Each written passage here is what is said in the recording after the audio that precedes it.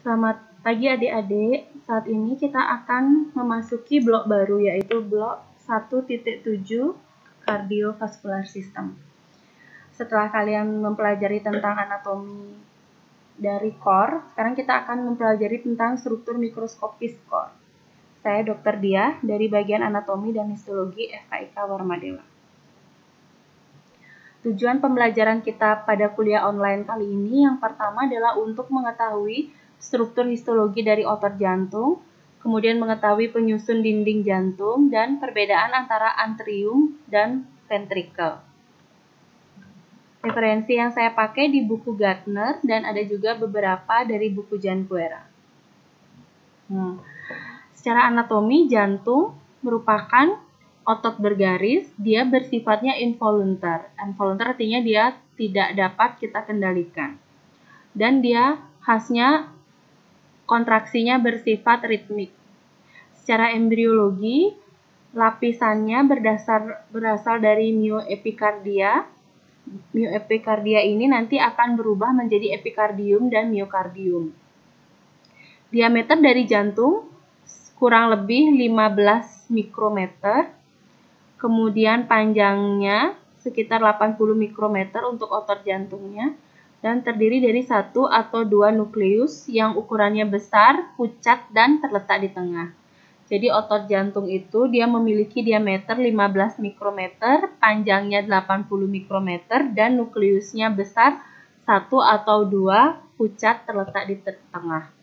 Secara anatomi dia terdiri dari 2 atrium dan 2 ventrikel untuk core atau jantung.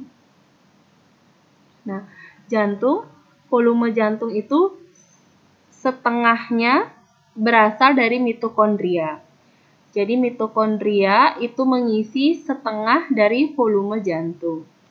Kemudian, di mana jantung itu mendapatkan energi? Energinya diperoleh dari glikogen dan trigliserida. Kemudian, jantung dia memiliki pasokan oksigen yang sangat tinggi.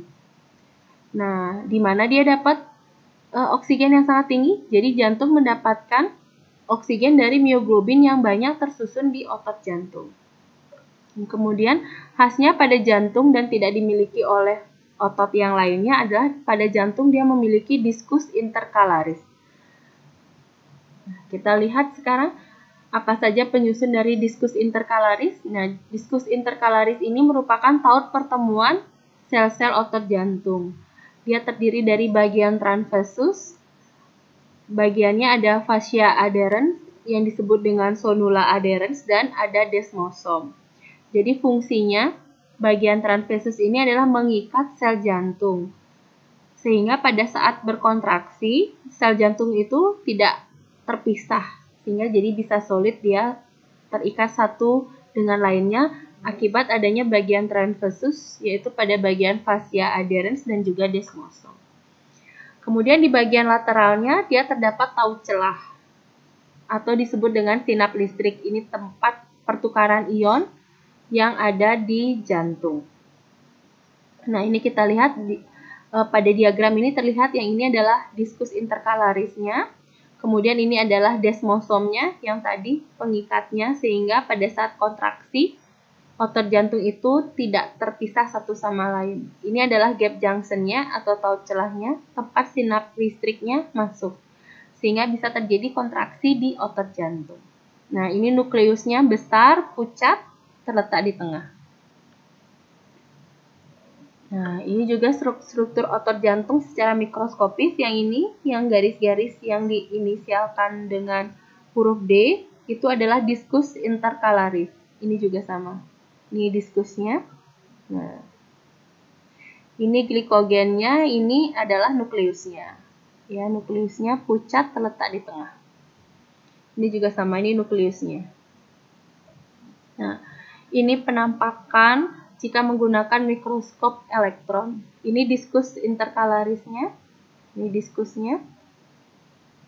Kemudian ini serat-serat retikulum sarkoplasmiknya, ini mitokondrianya. Ya, ini juga diskusnya. Ini diskusnya. Yang di tanda panah adalah diskus. Nah, sekarang kita lihat otot jantung dengan otot bergaris. dia memiliki kesamaan, jadi sama-sama bergaris. Dan persamaannya dia juga punya pola serat identik, ada pita I dan juga pita A. Nah, terus apa bedanya? Jadi antara otot jantung dengan otot bergaris dia ada 4 pembeda. Kita lihat dari retikulum sarkoplasmanya, kemudian ada perbedaan dari tubulus T-nya, sumber kalsiumnya, dan potensial aksinya. Sekarang kita bahas satu persatunya. Jadi ini adalah mitokondrianya, ini adalah intercalatis disk atau diskus intercalaris, ini adalah pita I-nya, ini pita A-nya, dan pita Z-nya. Mirip dengan yang ada di otot bergaris atau otot skelet. Kita bahas perbedaannya satu-satu. Untuk retikulum sarkolemanya atau sarkoplasma, dia sisterna terminalnya tidak ada, dan dia retikulum sarkoplasmanya atau sarkolemanya tidak seluas otot bergaris. Dan retikulum sarkolema pada otot jantung dia berdekatan dengan tubulus T. Tubulus T di otot jantung dia besar, diameternya 1,5 kali dari otot bergaris. Dan strukturnya itu diat, kalau otot bergaris triad. Diat ini berdekatan dengan garis Z.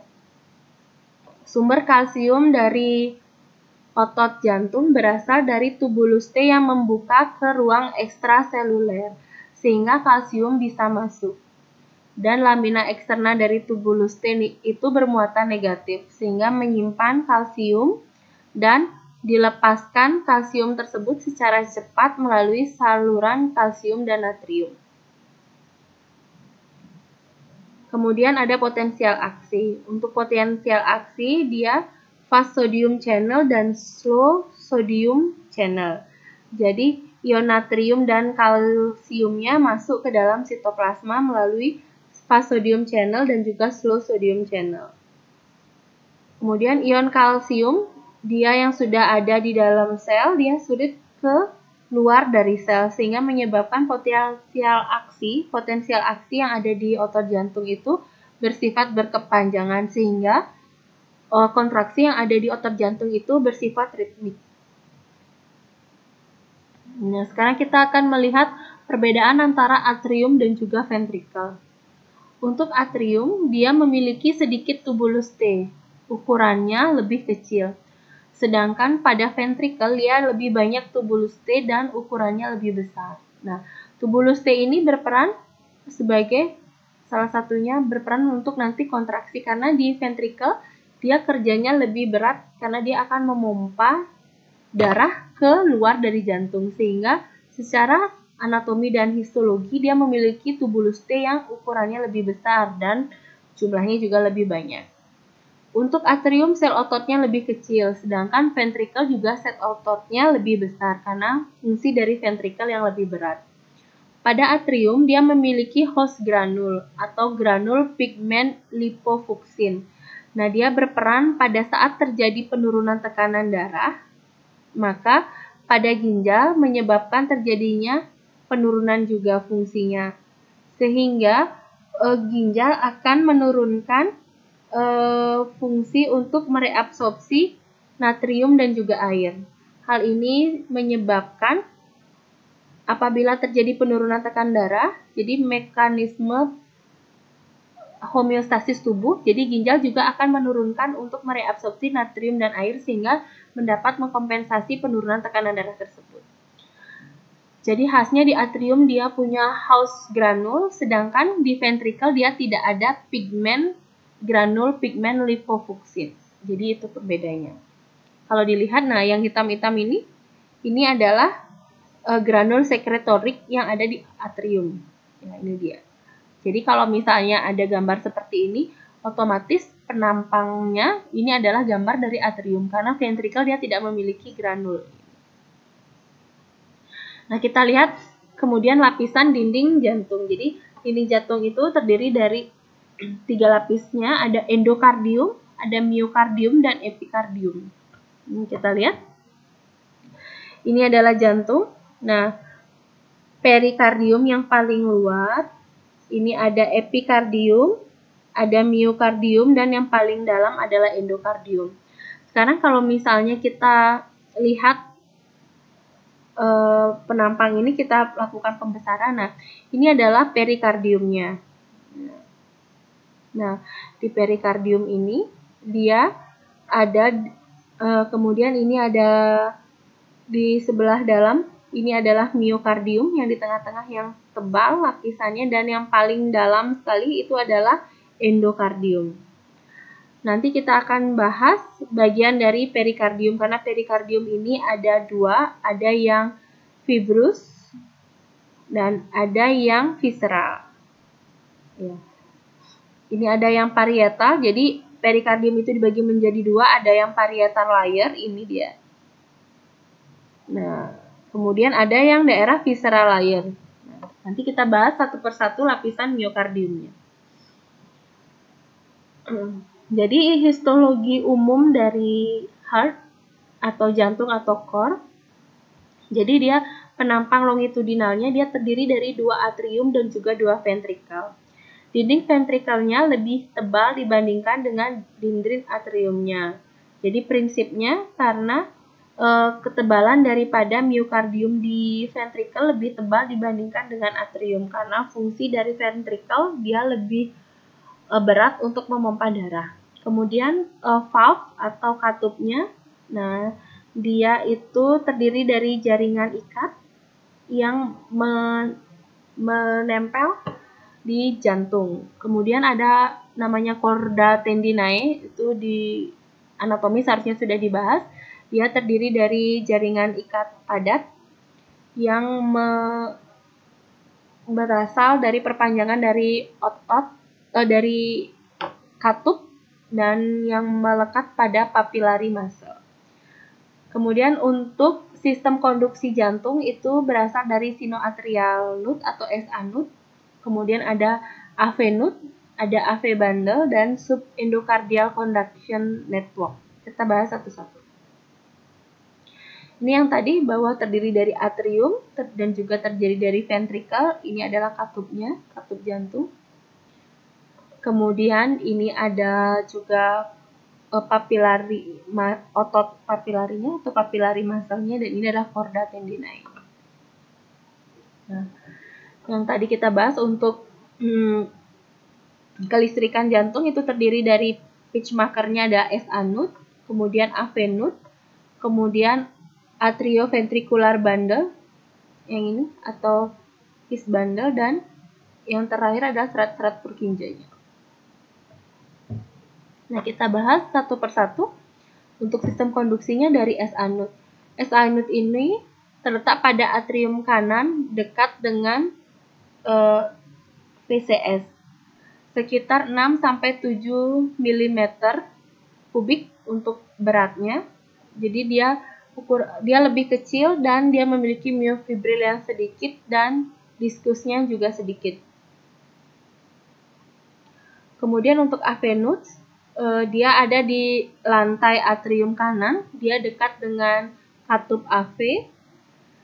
Kemudian sel-selnya mirip dengan SA node dan berperan untuk sebagai rangsangan depolarisasi. Jadi SA node yang memberikan pitch marker untuk potensial aksi yang pertama, kemudian di AV node itu dia akan terjadi rangsangan depolarisasinya. Kemudian untuk serat Purkinje, dia ada di apeks jantung, di subendokardial. Ukurannya lebih besar dari serat otot kontraktil, myofibril, kemudian glikogennya lebih banyak di sana. Nah, kita bahas satu persatu untuk lapisan jantung. Endokardium itu merupakan lapisan paling dalam, dia merupakan kelanjutan dari tunika intima dari pembuluh darah. Jadi lapisan pembuluh darah nanti kita akan bahas di kuliah selanjutnya. Itu ada beberapa lapisan, jadi ada namanya tunika intima. Dia akan berlanjut sampai ke jantung, dia akan berubah menjadi endokardium. Endotelnya terdiri dari simple squamous epithelium dan jaringan ikat fibroelastik dan ada fibroblast.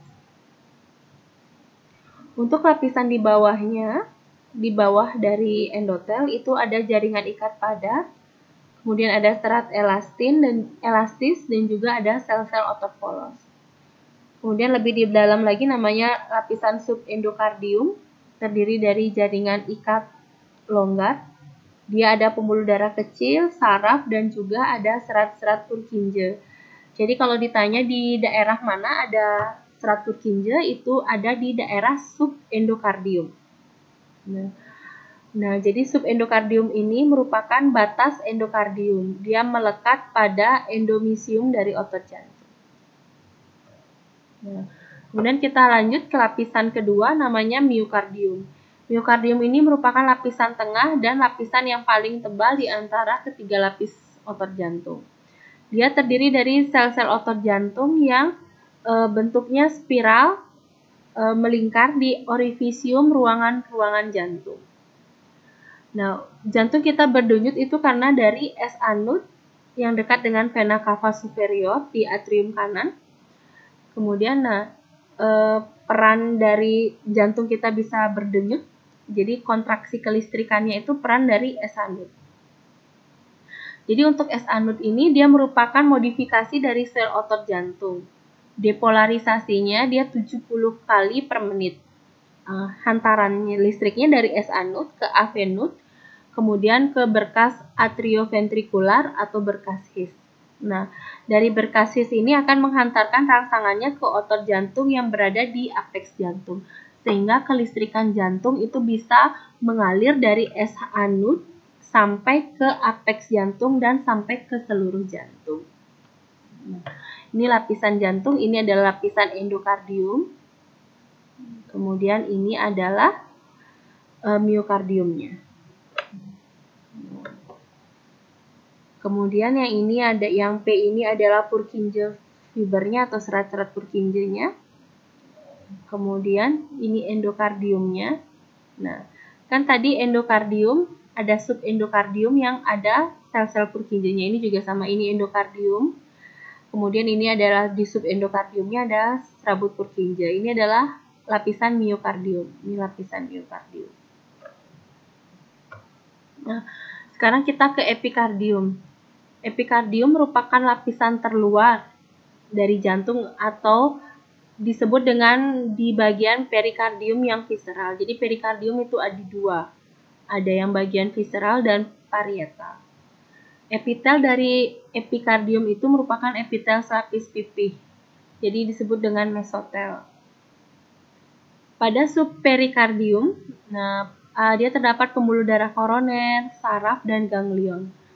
Dan di sini tempat penyimpanan lemak permukaan jantung. Jadi apabila terjadi perlemakan jantung di daerah subperikardium ini terdapat banyak tumpukan dari lemak yang menutupi dari jantung. Kemudian ada juga ruang perikardium. Normalnya dia berisi cairan serosa. Dia merupakan pelumas saat terjadi pergerakan jantung. Dia jadi perikardium yang melapisi bagian visceralnya itu disebut dengan epikardium. Kemudian antara yang bagian visceral dengan parietal itu ada ruangan disebut dengan ruangan perikardium. Nah, dia terdiri dari cairan serosa sehingga pada saat jantung kita berkontraksi dia tidak terjadi pergesekan antara jantung dengan organ sekitarnya ataupun dengan tulang. Epikardium yang visceral layer, nah itu disebut dengan visceral layer dari perikardium. Dia terdiri dari epitelnya adalah simple squamous mesothelium dan terdiri dari jaringan ikat longgar dan ada pembuluh darah dan juga saraf di sana. Sedangkan di bagian parietal layer dari perikardium dia terdiri dari serous membran, terdiri dari jaringan ikat yang terdapat juga jaringan elastis di sana, ada kolagen, fibroblast, dan ada makrofag di sana. Nah, ini epikardium yang tadi saya bilang. Nah, ini ada rongga atau ruang perikardia.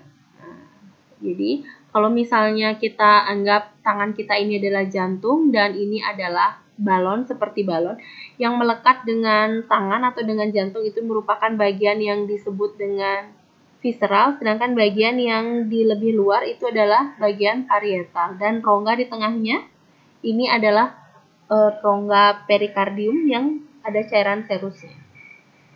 Nah, ini juga. Ini adalah pericardial cavity. Ini adalah serus perikardium. Nah, ini adalah jantung. yang menutupi. Jadi epikardium ini, nah yang sebelah dalam ini adalah bagian visceral.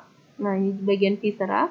Ini adalah bagian yang parietal, dan di tengah-tengahnya ini adalah pericardia cavity. Sehingga jantung bisa kontraksinya itu bisa nyaman, tidak terjadi gesekan antara satu dengan lainnya, dan untuk melindungi dari jantung. Nah, ini epitelnya, mesoteliumnya. Jadi ini adalah epitelnya, kemudian ini adalah nukleusnya, ini adalah daerah epikardiumnya. Nah, ini lemak-lemak yang tadi saya bilang yang ada di sekitaran epikardium. Kemudian ini adalah jaringan ikat longgarnya. Ini adalah miokardiumnya. Ini adalah epitelnya, simple mesotelium.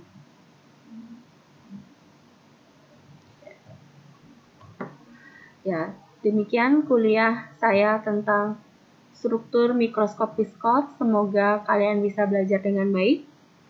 Jaga kesehatan, semoga bisa belajar dengan baik dan sukses menjawab mini tes maupun ujian blog. Terima kasih, selamat belajar.